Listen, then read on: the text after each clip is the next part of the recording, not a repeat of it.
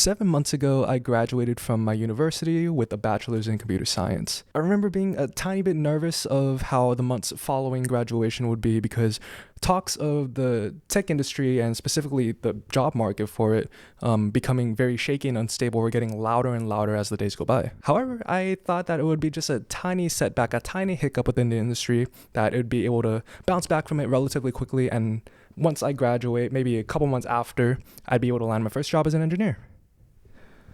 I couldn't have been any more wrong. If you're new here, hi, my name is Mike.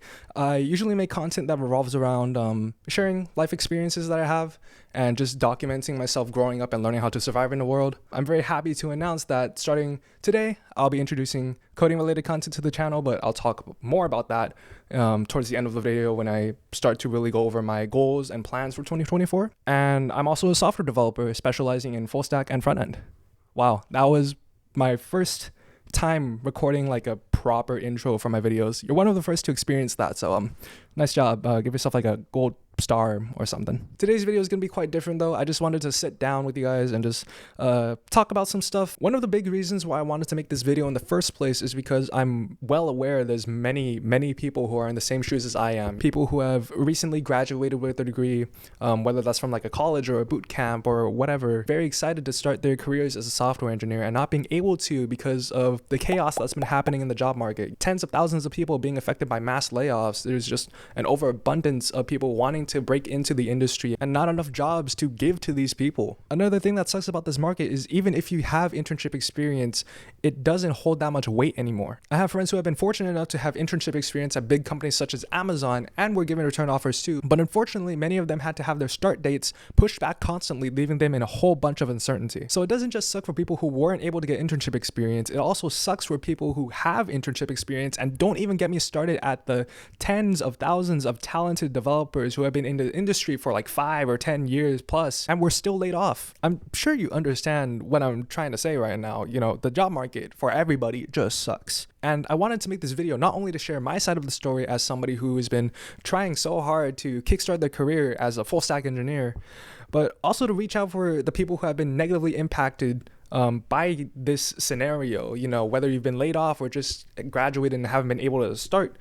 I just want you to know it's not your fault. It's not your fault that you haven't been able to start your career or stay within your career, make impact, whatever. Especially if you're putting in the work every single day to get better at writing code, to get better at passing your behaviorals or technicals, to get better at communication and collaboration with other developers, and putting in the work every single day to just become a better engineer overall. You're doing amazing, arguably better than most who are also navigating through this market. It's not your fault whatsoever that you just haven't been able to reach that success yet. So I want to remind you and encourage you to keep your head held high and just to keep pushing through. It might not be today, it might not be tomorrow, it might not be for a very long time until a company is able to notice your talent and bring you in. But if you keep putting in the work every day, I can guarantee that you'll be able to have the chance to ship innovative products, make impact, to do whatever as a software engineer. I know everything I said was corny as fuck, but I really do believe that it's something that should be heard at least once, especially if you feel so isolated, feel like you don't belong in this industry because you haven't been able to land your first role yet. I hope at least one person is able to feel a bit better, a bit more encouraged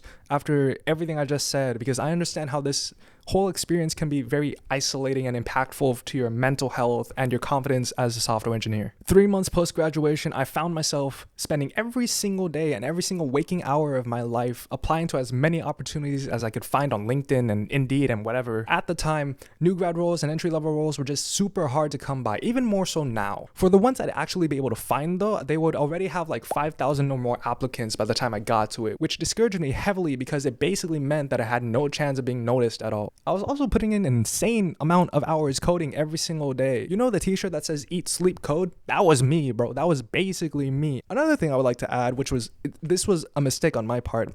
I gave myself a deadline of 6 months to land my first opportunity, which if you're setting deadlines for something like this, don't do that. We're in a job market that is completely unpredictable. There's no guarantee that you'll be able to land something within 3 months, 6 months, 12 months because of how unpredictable and unstable this current job market is. I remember my mental health draining excessively during that time. You know, I had many times where my inner thoughts and self-doubt were eating away at me. And by the time it got to the 6-month mark, when I wasn't able to land a job whatsoever. I just felt like a complete failure.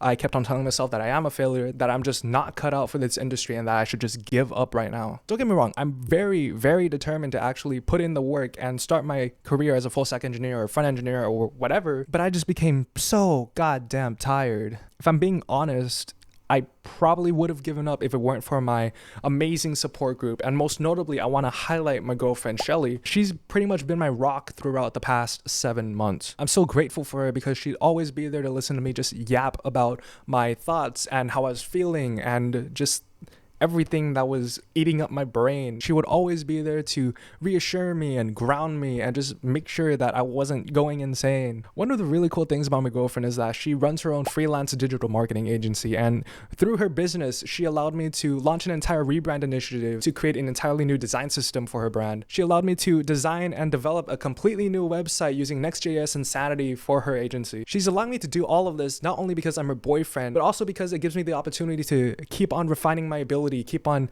sharpening my skills, and to be able to put lots of projects onto my portfolio. She took the time to learn exactly what I specialize in, exactly what I want to do as a software engineer, in order to find me jobs and basically become my own curated job board. She didn't send me the most perfect roles all the time. She sent me like an embedded engineering role like once or twice or whatever. But the fact that she put in the effort to learn this as somebody who doesn't know a dime about software engineering is something I can't express into cohesive words or cohesive sentences how much I appreciate. She is an amazing partner, and I couldn't have asked for a better girlfriend to help me through all of this. I can't thank my entire support group enough for just being there for me when I really, really needed it. My support group was practically the reason why I was able to keep on pushing through, and because of that effort, I was fortunate enough to land a good handful of interviews towards the latter half of 2023. Some of them I was able to make it to either the second to last round or the last round. Unfortunately, they've all ended with the company moving forward with another candidate, simply because that candidate had more experience than me, more years on their backs, which is, completely fair, and I would definitely hire them as well. But yeah, then I would be back to square one and the cycle continues. So that brings us to today. I haven't had an interview since December time, and the last time I had a call with a recruiter or anybody at HR with the company was in January. Since then, I've just been applying to jobs and hoping for the best. Now that I've laid out my entire story, what's next for me? Before I want to answer that, I want to ask, what's next for you?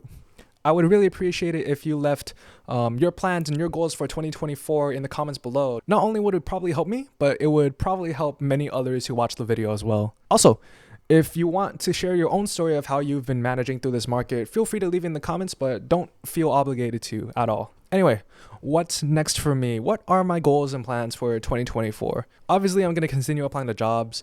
I'm going to be applying whenever I see an opportunity that fits my skill set and what I want to do. However, I'm not going to set a self-imposed deadline again like I did, which was so stupid. Really, do not do that.